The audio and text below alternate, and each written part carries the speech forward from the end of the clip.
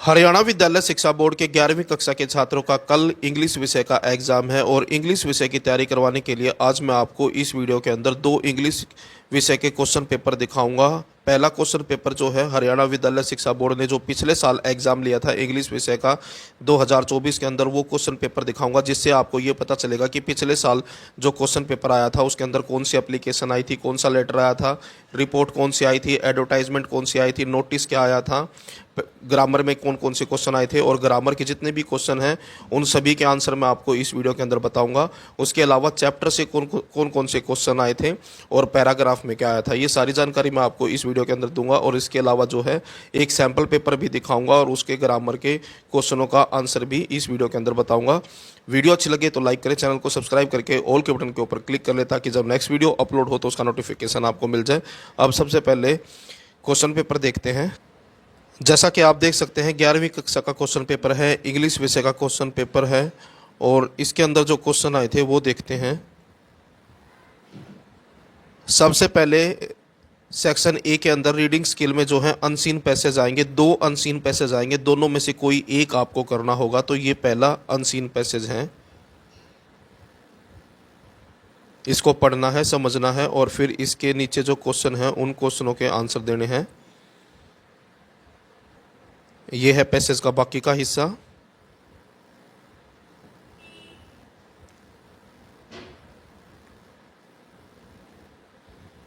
और इसके नीचे ये है क्वेश्चन। 5 क्वेश्चन आएंगे एमसीक्यू वाले और 5 क्वेश्चन आएंगे सब्जेक्टिव। तो पहले क्वेश्चन का आंसर जो है उसके ऊपर मैंने निशान लगा दिया है और दूसरे क्वेश्चन के आंसर के ऊपर भी और इसी तरह से तीसरे क्वेश्चन के आंसर के ऊपर भी। उसके बाद क्वेश्चन नंबर 4 है, क्वेश्चन नंबर 4 का आंसर। उसके बाद है क्वेश्चन नंबर 5। उसके बाद आएंगे सब्जेक्टिव क्वेश्चन। इन सभी क्वेश्चनों के आंसर यानी कि 5 क्वेश्चन आएंगे सब्जेक्टिव, इनके आंसर आपको लिखने होंगे या फिर पैसेज में ढूंढने होंगे। उसके बाद एक अनसीन पैसेज चॉइस में भी आएगा, दोनों में से जो भी आसान लगे वो एक आपको करना है। पैसेज का बाकी का हिस्सा और यहाँ से क्वेश्चन स्टार्ट है। पहले क्वेश्चन का आंसर ऑप्शन बी है, दूसरे क्वेश्चन का आंसर ऑप्शन डी है,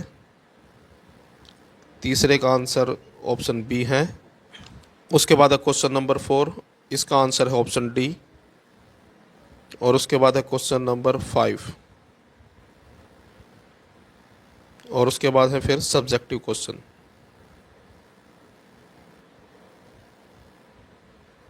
उसके बाद दूसरा क्वेश्चन आएगा। दूसरे क्वेश्चन के अंदर जो है पैसेज दिया होगा और इसको पढ़ना है, समझना है और फिर इसमें से नोट्स तैयार करने हैं, यानी कि ये क्वेश्चन जो है नोट मेकिंग का है।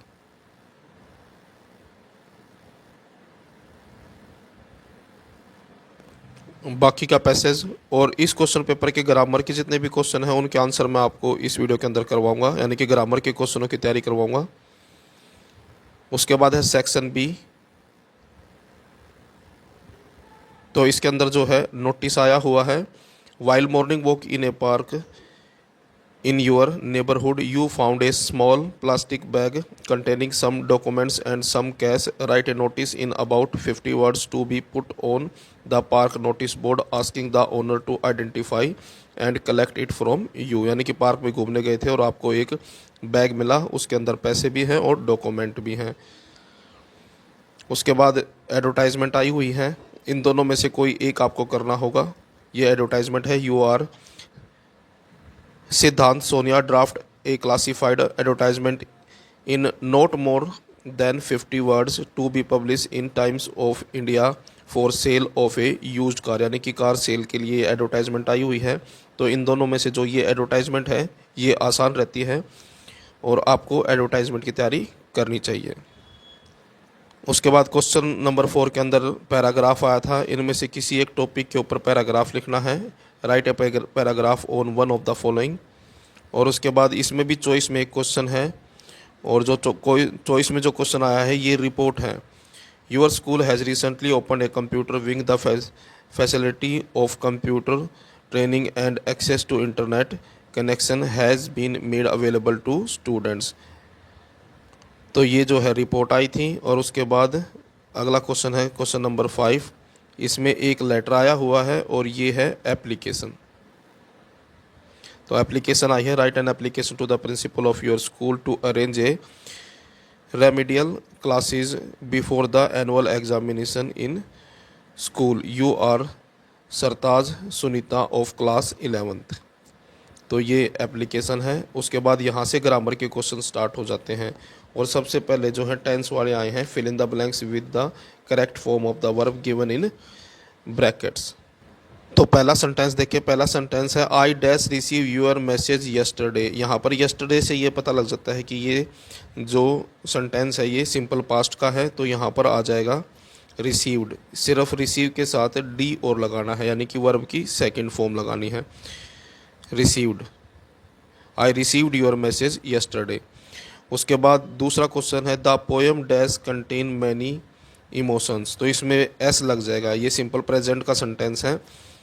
The poem contains many emotions.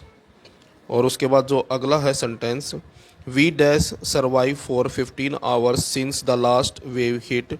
तो इसमें आ जाएगा हैड सर्वाइव्ड। यहाँ पर डी लग जाएगा सर्वाइव्ड और यहाँ पर लग जाएगा हैड, क्योंकि हैज़, हैव और हैड के साथ हमेशा वर्ब की थर्ड फॉर्म आती है। तो यहाँ पर हो जाएगा सर्वाइव्ड। उसके बाद अगला है आर्टिकल वाले सेंटेंस हैं। और यहाँ पर पहला सेंटेंस है I do not like sugar in T. तो यहाँ पर शुगर से पहले कोई आर्टिकल नहीं आता, तो इसका आंसर बनेगा नो आर्टिकल। अगला सेंटेंस है Bhavishya is planning to buy a new car. तो यहाँ पर आ जाएगा ए, क्योंकि यहाँ पर डैश के बाद जो भी सेंटेंस है, जो भी वर्ड है, अगर पहला अक्षर इसका, जैसे कि यहाँ पर न्यू लिखा हुआ है, तो पहला अक्षर न है। अगर पहला अक्षर कै खे गे में से आता है तो आंसर में आ जाएगा ए। और अगर पहला अक्षर ये शब्द जो है यहाँ पर जो लिखा होगा डैश के बाद, वो शब्द यूं का यूं आपको जो हिंदी आपने पढ़ा है उसको यूं का यूं हिंदी में लिखना। जैसे न्यू को हम पढ़ते हैं तो पहला अक्षर जो बनेगा न बनेगा। इसी तरह से अगर यहाँ पहला अक्षर आता है और पहला अक्षर उसका बनेगा ए आ ई में से, तो आंसर में आ जाएगा एन। तो यहाँ पर ए और एन के लिए बिल्कुल सिंपल सा एक तरीका है। अगर डैश के बाद जो भी वर्ड है आप उसको जैसा पढ़ोगे, जैसे कि आपने यहाँ पढ़ा न्यू, और जैसा लिखोगे, अगर उसका पहला अक्षर अगर ए आ ई यू में से आता है तो आंसर में आ जाएगा एन। और अगर पहला अक्षर कै खे गे में से आता है तो उस आंसर में आएगा ए। उसके बाद अगला सेंटेंस है Poonam goes to dash temple every morning. तो इसमें आ जाएगा द आर्टिकल, और द आता है स्पेसिफिक और यूनिक चीज़ों के साथ। उसके बाद है चेंज द वॉइस। तो पहला सेंटेंस देखें, ही राइट्स एन एसे। तो यहाँ पर आ जाएगा एन एसे इज रिटन, क्योंकि वॉइस में जो है हमेशा वर्ब की थर्ड फॉर्म आती है। तो इसमें आ जाएगा रिटन बाय हिम। तो पहले का आंसर बनेगा ये। उसके बाद दूसरा है प्लीज़ डू नॉट टॉक। तो इसका आंसर बनेगा you are requested not to talk. तो दोबारा आंसर सुन लीजिए, इसका आंसर बनेगा you are requested not to talk. उसके बाद अगला है fill in the blanks with appropriate modals. तो मॉडल वाले हैं। तो you dash attend this seminar. तो आंसर में आ जाएगा मस्ट। कोई भी चीज़ ज़रूरी हो, आवश्यक हो, नेसेसिटी हो, तो वहाँ पर आता है हमेशा मस्ट। उसके बाद I dash wake up early when I was in class 10th, यानी कि अपनी पास्ट की हैबिट बता रहा है। यानी कि जब 10वीं क्लास में था तो वो जल्दी उठ जाता था, और पास्ट की हैबिट बताते हैं यूज टू से। तो आंसर में आ जाएगा यूज टू। उसके बाद अगला है according to the weather forecast it dash snow heavily tomorrow. और पॉसिबिलिटी को बताने के लिए यहाँ पर मे का यूज़ होता है। तो यहाँ पर आ जाएगा may, it may snow heavily tomorrow. उसके बाद है identify the type of clause underline in the following sentence. तो पहला जो सेंटेंस है इसका आंसर है option C, tell me what the problem is. उसके बाद the lady who is wearing a red hat is her mother, तो इसका आंसर है ऑप्शन सी। उसके बाद सेक्शन डी के अंदर जो है सीन पैसेज है। पहला क्वेश्चन आता है अनसीन पैसेज का, दूसरा और ये क्वेश्चन सातवां जो है ये सीन पैसेज यानी कि पार्ट से पैसेज लिया गया है। इसके नीचे क्वेश्चन है ये, और चॉइस में भी एक क्वेश्चन आएगा, यानी कि दोनों में से कोई एक आपको करना है जो भी आसान लगे।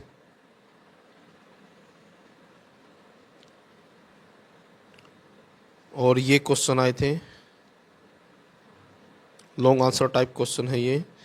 What image of grand mother emerge from the portrait of A lady, explain. और एक क्वेश्चन चॉइस में भी आएगा, इन दोनों में से कोई एक करना है। Describe the encounter between Gaitonde and Khan Sahab. उसके बाद ये क्वेश्चन नंबर 9 है, और ये क्वेश्चन आए थे आपको पिछले सालों के जो क्वेश्चन पेपर है और जो सैम्पल पेपर है उनमें जो भी क्वेश्चन आए हैं उनकी तैयारी आपको ज़रूर करनी चाहिए, क्योंकि इनके एग्ज़ाम में रिपीट होने के चांसेस ज़्यादा होते हैं। ये इम्पोर्टेंट क्वेश्चन है। उसके बाद है पोएम से स्टैंजा, तो ये स्टैंजा है, और उसके नीचे क्वेश्चन है। और स्टैंजा में भी आपको चॉइस मिलेगी, 2 स्टैंजा आएंगे पोएम से, तो ये दूसरा स्टैंजा है। उसके बाद है क्वेश्चन नंबर 11, तो ये क्वेश्चन है, इन क्वेश्चनों को ज़रूर रिवाइज करें। उसके बाद सप्लीमेंट्री रीडर स्नैपशॉट से क्वेश्चन है, 5 नंबरों का क्वेश्चन है ये, और चॉइस में भी एक क्वेश्चन है। उसके बाद है क्वेश्चन नंबर 13, 2-2 नंबर के 3 क्वेश्चन आपको करने हैं, टोटल 4 आएंगे। तो ये था आपका प्रीवियस ईयर क्वेश्चन पेपर। अब मैं आपको सैम्पल पेपर दिखाता हूँ और उसके ग्रामर का सॉल्यूशन। ये है आपका दूसरा क्वेश्चन पेपर, जैसा कि आप देख सकते हैं 11वीं कक्षा के लिए है, सेशन 2024 और 25 यानी कि करंट सेशन का क्वेश्चन पेपर है। इंग्लिश विषय का 80 नंबर का पेपर आएगा और 3 घंटे का टाइम मिलेगा आपको क्वेश्चन पेपर के लिए। तो ये सैम्पल पेपर है, इसकी ज़रूर तैयारी करें, यानी कि जो सैम्पल पेपर है और पिछले साल के जो क्वेश्चन पेपर होते हैं इनमें जो क्वेश्चन होते हैं वो इम्पोर्टेंट होते हैं, इसलिए आपको इनकी तैयारी ज़रूर करनी चाहिए। सेक्शन ए के अंदर रीडिंग स्किल में जो है अनसीन पैसेज आएगा, पहला क्वेश्चन जो है, और यहाँ पर फिर से अनसीन पैसेज है। अनसीन पैसेज के अंदर जो है आपको किस तरह से पढ़ना है मैं यहाँ पर आपको बताऊँगा। Mussoorie is home of 13 kinds of lizard, यानी कि मसूरी जो है वो घर है 13 प्रकार की छिपकलियों का। लिजर्ड जो होती हैं, छिपकलियाँ होती हैं, ये जगह का नाम है मसूरी। इज़ होम यानी कि घर है 13 प्रकार की छिपकलियों का। All of which are harmless, harmless का मतलब होता है नुकसान रहित, यानी कि जो नुकसान नहीं पहुंचाती हैं। ऑल ऑफ विच यानी कि इनमें से जो लगभग हैं नुकसान नहीं पहुंचाती है। एंड नॉन वेनोमस यानी कि ये जहरीली भी नहीं है। Like other reptiles lizard are ectothermal और कोल्ड ब्लडेड, यानी कि दूसरे रेप्टाइल की तरह, रेप्टाइल का मतलब होता है सरीसृप, यानी कि दूसरे सरीसृपों की तरह जो लिजर्ड होती हैं यानी कि छिपकलियाँ होती हैं, इनका खून भी जो है ठंडा होता है। एक्टोथर्मल का मतलब होता है ठंडे खून वाले जीव, जिसको कोल्ड ब्लडेड भी बोलते हैं। They are closely related to snake, यानी कि इनका नज़दीकी संबंध है सांपों के साथ, closely related to snake. And some even look and behave just like snake, यानी कि सम यानी कि इनमें से कुछ, इवन लुक यानी कि दिखाई भी देती हैं सांप की तरह, और व्यवहार भी करती है, बिहेव यानी कि व्यवहार भी सांप की तरह करती है, just like snake. Most Mussoorie lizard are long, यानी कि अधिकतर जो मसूरी जो लिजर्ड है वो लंबी होती है। सिलेंडर रेप्टाइल्स होती है यानी कि पतली होती हैं। With scales and long tail, लंबी पूंछ होती है। एंड 4 लेग्स, 4 टांगे होती हैं इनकी। क्लाउज होते हैं यानी कि पंजे होते हैं। देयर टोज यानी कि टो पर।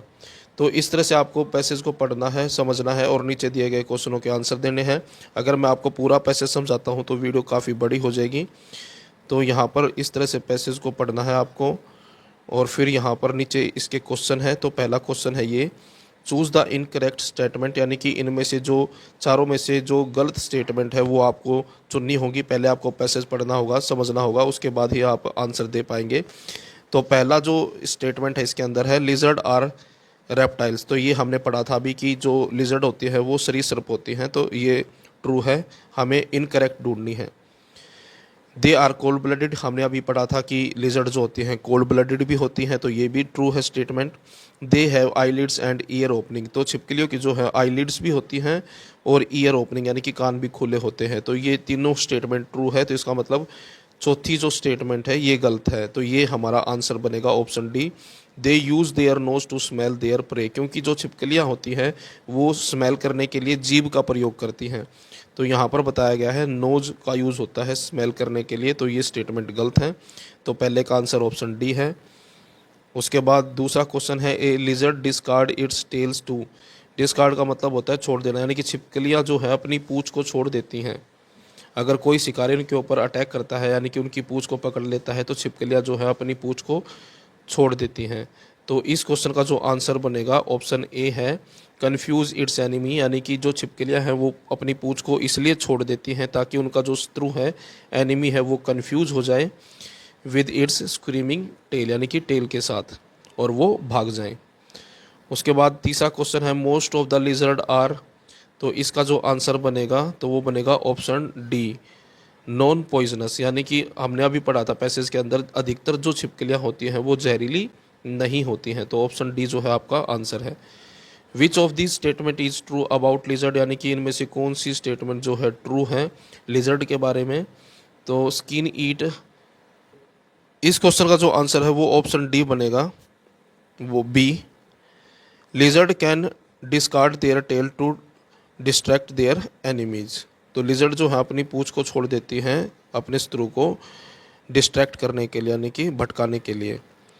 Where do the lizard residing in the forest enjoy sitting in sun, यानी कि जो छिपकलियाँ फॉरेस्ट में यानी कि जंगल में रहती है तो वो सन बात कहाँ पर करती हैं, इंजॉय सिटिंग इन सन, यानी कि सूरज में बैठने का आनंद कहाँ पर लेती हैं, तो इसका आंसर बनेगा option C on falling logs, logs होता है लकड़ी का टुकड़ा यानी कि गिरे हुए लकड़ी के टुकड़े के ऊपर, यानी कि जो छिपकलियाँ जंगल में रहती है वो गिरे हुए लकड़ी के टुकड़े के ऊपर जो है सनबाथ करती हैं यानी कि इंजॉय करती हैं सन का। तो उसके बाद अगला क्वेश्चन है क्वेश्चन नंबर 6 है, और क्वेश्चन नंबर 6 से जो है सब्जेक्टिव क्वेश्चन स्टार्ट हो जाते हैं।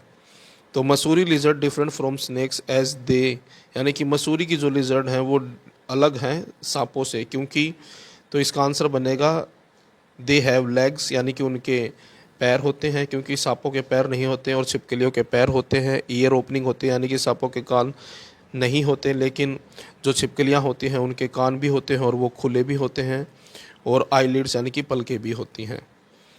उसके बाद अगला क्वेश्चन है find the सिनोनियम of finally from the passage, यानी कि जो ये शब्द है फाइनली इसका सिनोनियम ढूंढना है, सेम मीनिंग वर्ड ढूंढना है पैसेज में से, तो इसका आंसर बनेगा अल्टीमेटली।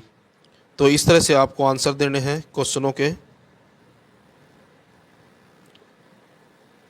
आप जितना आप खुद करेंगे उतना ही आपके लिए अच्छा है। उसके बाद ये दूसरा अनसीन पैसेज है, जो एमसीक्यू वाले क्वेश्चन है वो उनके आंसर मैं आपको बता दूंगा। उसके बाद पहला क्वेश्चन है ये, तो यहाँ पर जो पहला क्वेश्चन है पहले क्वेश्चन का जो आंसर है वो है option see the Mughal rulers did not support there craft. उसके बाद ये दूसरा क्वेश्चन है, दूसरे क्वेश्चन का जो आंसर बनेगा वो बनेगा ऑप्शन ए। उसके बाद तीसरा क्वेश्चन है, तीसरे क्वेश्चन का आंसर है ऑप्शन बी। उसके बाद चौथा क्वेश्चन है, चौथे क्वेश्चन का जो आंसर बनेगा वो बनेगा ऑप्शन ए। उसके बाद क्वेश्चन नंबर 5 है, क्वेश्चन नंबर 5 का जो आंसर बनेगा वो बनेगा बी। उसके बाद क्वेश्चन नंबर 6 से जो है सब्जेक्टिव टाइप क्वेश्चन है। उसके बाद ये आएगा दूसरा क्वेश्चन नोट मेकिंग का, तो ये आपको पैसेज पढ़ना है और इसमें से जो है मेन पॉइंट छांटने हैं और वो आपको लिखने हैं। उसके बाद तीसरा क्वेश्चन है ग्रामर का, और ग्रामर के क्वेश्चनों के आंसर मैं आपको बताऊंगा अब। तो पहला सेंटेंस देखिए ग्रामर के अंदर, the truth dash remain the truth, तो ये सिंपल प्रेजेंट का है तो यहाँ पर एस लग जाएगा सिर्फ। The truth remains the truth, यानी कि सच है वो सच ही रहता है। उसके बाद वुड दैट आई वर, तो इसमें आएगा वर, तो बी के अंदर बी फैमिली में से आंसर आता है, is am are was were में से। एक कोई आंसर आएगा जब भी ऑप्शन में यहाँ पर बी लिखा होगा तो यहाँ पर आ जाएगा वर, WERE, would that I were a king, काश मैं एक राजा होता। उसके बाद अगला सेंटेंस है डू नॉट डिस्टर्ब मी, तो इसका आंसर बनेगा you are requested not to disturb me. दोबारा से सुन लीजिए, तीसरे क्वेश्चन का जो आंसर है ग्रामर में you are requested not to disturb me. उसके बाद जो चौथा सेंटेंस है ड्यूटी मस्ट बी डन, तो इसका जो आंसर बनेगा one must do one's duty. दोबारा सुन लीजिए, one must do one's duty. उसके बाद क्वेश्चन नंबर 5 है the doctor say that only miracle can save him, so I think there is dash chance to of his survival, तो यहाँ पर answer में आएगा little, there is a little, क्योंकि यहाँ पर बताया कि डॉक्टर जो है उसने कह दिया है कि केवल मिरेकल ही उसको बचा सकता है, तो बचने के चांसेस जो है कम है, तो यहाँ पर आंसर आएगा लिटिल। उसके बाद है through RCB has not won a single title yet it has dash fans who believed that one day their wish will be fulfilled, तो यहाँ पर आ जाएगा answer yet it has many fans, यानी कि फिर भी उसके, यानी कि RCB ने अभी तक कोई भी टाइटल नहीं जीता है, फिर भी उसके जो है बहुत से फैन हैं, तो आंसर में आएगा many fans. Dash you pass me that salt, तो पोलाइट रिक्वेस्ट है, तो यहाँ पर आ जाएगा ओट टू, ओट नहीं आएगा, यहाँ पर आएगा वुड, वुड आएगा इसमें। अगले के आंसर में आएगा ought to, you ought to obey your parents, और जहाँ पर ought to आ सकता है वहाँ पर मान लीजिए ought to की जगह पर should होता तो should भी आ सकता है, should की जहाँ पर should आता है वहाँ पर ought to भी आ सकता है, दोनों सेम है, तो यहाँ पर ought to आएगा आंसर में।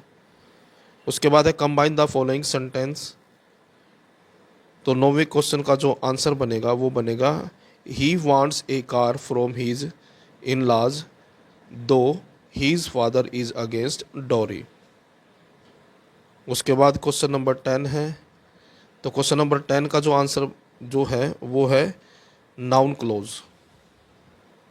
उसके बाद क्वेश्चन नंबर 11 है fill in the blanks with suitable article, might is right, तो ये मोरल है, कहानी आपने स्टोरी जो आपने पढ़ी होगी, तो ये उसका शक्तिशाली की हमेशा जीत होती है, यानी कि जिसकी लाठी उसकी भैंस, माइट इज़ राइट, तो यहाँ पर नो आर्टिकल आएगा आंसर में। Fill in the blanks with suitable article the birds fly in the sky, तो यहाँ पर आ जाएगा द, तो ये ग्रामर का सॉल्यूशन था। उसके बाद यहाँ पर सेक्शन सी है, सेक्शन सी के अंदर जो है तो यहाँ पर ये नोटिस आया हुआ है, इसकी आपको ज़रूर तैयारी करनी चाहिए। उसके बाद यहाँ पर ये एडवर्टाइजमेंट आया है, इसका मतलब नोटिस और एडवर्टाइजमेंट में से कोई एक आपको करना है, और मेरी ये एडवाइस रहेगी आपको कि आपको एडवर्टाइजमेंट की तैयारी करनी चाहिए, क्योंकि ये छोटी होती हैं और लिमिटेड होती है, कम ही होती हैं। उसके बाद पोस्टर आएगा, इन तीनों में से कोई एक करना है, तो एडवर्टाइजमेंट आपको करनी चाहिए। उसके बाद क्वेश्चन नंबर 5 है,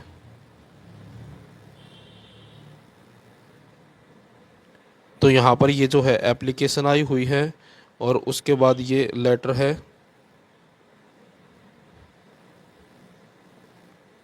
उसके बाद है क्वेश्चन नंबर 6, तो क्वेश्चन नंबर 6 में जो है रिपोर्ट आई हुई है, और राइट एन आर्टिकल, और आर्टिकल लिखना है the importance of outdoor games में, तो इसमें से जो है आपको रिपोर्ट की तैयारी करनी चाहिए, क्योंकि रिपोर्ट जो है छोटी होती हैं, पैराग्राफ जो है यानी कि आर्टिकल जो है बड़े होते हैं। उसके बाद क्वेश्चन नंबर 7 है, इसमें अनसीन पैसेज वो पोएम से स्टैंजा आएगा और इसके नीचे क्वेश्चन आएंगे, तो इसके आंसर मैं आपको बता देता हूँ। तो ये स्टैंजा है, तो पहले क्वेश्चन का जो आंसर बनेगा वो बनेगा ऑप्शन ए। उसके बाद दूसरा क्वेश्चन, दूसरे का आंसर है ऑप्शन सी, यानी कि तीसरा ऑप्शन आंसर बनेगा, और तीसरे क्वेश्चन का आंसर बनेगा ऑप्शन ए।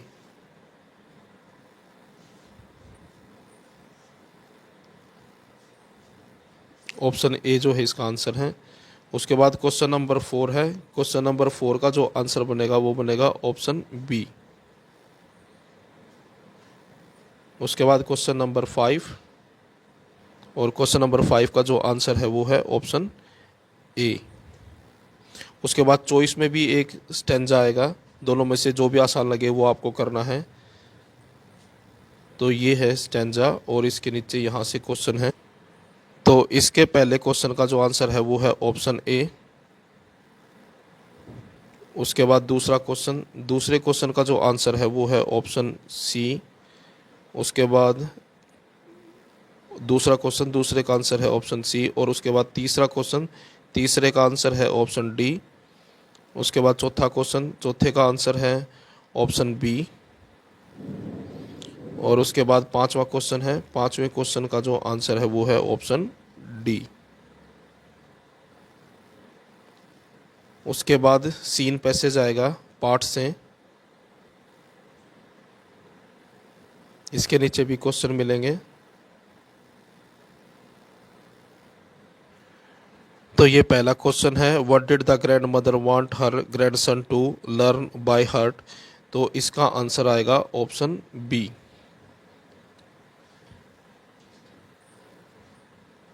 पहले का आंसर जो है ऑप्शन सी बनेगा, बी नहीं, ऑप्शन सी है इसका आंसर। मॉर्निंग प्रेयर, यानी कि उसकी दादी माँ चाहती थी कि उसका जो पोता है वो मॉर्निंग प्रेयर याद कर ले। उसके बाद ये दूसरा क्वेश्चन है और दूसरे क्वेश्चन का जो आंसर बनेगा वो है ऑप्शन ए। उसके बाद तीसरा क्वेश्चन है, तीसरे क्वेश्चन का जो आंसर है वो है ऑप्शन ए। उसके बाद चौथा क्वेश्चन है, चौथे क्वेश्चन का जो आंसर बनेगा वो बनेगा ऑप्शन बी। और उसके बाद है पांचवा क्वेश्चन और पांचवें का जो आंसर है वो है ऑप्शन ए।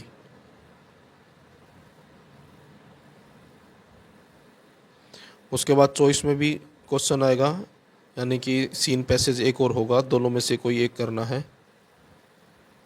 तो इस पहला क्वेश्चन है, पहले का आंसर बनेगा ऑप्शन बी, दूसरे का आंसर बनेगा ऑप्शन ए, और तीसरे का आंसर बनेगा ऑप्शन सी, और चौथे का जो आंसर है वो है ऑप्शन ए। उसके बाद पांचवा क्वेश्चन, पांचवें क्वेश्चन का आंसर है ऑप्शन बी। उसके बाद क्वेश्चन नंबर 9 है, दो नंबर वाले क्वेश्चन है, ये टोटल 5 है, इनमें से कोई 4 क्वेश्चन आपको करने हैं। ये सभी क्वेश्चन इंपॉर्टेंट है, इनको पहले रिवाइज करें, यानी कि इनको ज़रूर रिवाइज करें, इनकी तैयारी करें इनकी। क्वेश्चन नंबर 10 है, 3 नंबर वाले 2 क्वेश्चन करने हैं, टोटल 3 क्वेश्चन हैं। उसके बाद है क्वेश्चन नंबर 11, 2 नंबर वाले 3 क्वेश्चन करने हैं। और उसके बाद question number 12 long answer type question है, 5 नंबर वाले क्वेश्चन, 2 क्वेश्चन आएंगे, दोनों में से कोई एक आपको करना होगा। उसके बाद क्वेश्चन नंबर 13, ये भी 5 नंबर का क्वेश्चन है। तो ये था आपका 11वीं कक्षा का क्वेश्चन, इंग्लिश विषय का क्वेश्चन पेपर। वीडियो अच्छी लगे तो लाइक करें, चैनल को सब्सक्राइब करके ऑल के बटन के ऊपर क्लिक कर ले, ताकि जब नेक्स्ट वीडियो अपलोड हो तो उसका नोटिफिकेशन आपको मिल जाए।